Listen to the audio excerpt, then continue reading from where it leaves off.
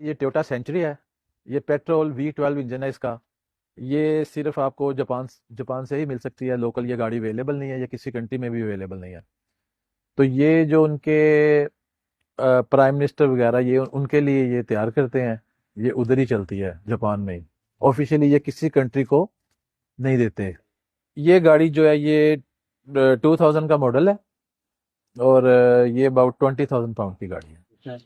Feature इसमें आप देखें 2000 मॉडल के अंदर इन्होंने cruise control, electric seats, heated seats आगे भी, और बैक पे भी इन्होंने मसाजर सीट्स वगैरह ये देखें अगर आप,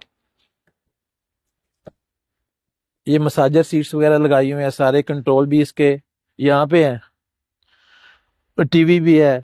ये काफी इन्होंने एग्जैक्टिव मॉडल बनाया। रिक्लाइनर सीट्स भी हैं इसमें। वो अदर साइड जो है, अगर आप लॉन्ग जर्नी पे जा रहे हैं, टायर्ड हो रहा है कोई, इसमें आप लेट भी सकते हैं। ये काफी कंफर्टेबल हो जाता है। ये इसका काफी बिग बूट है।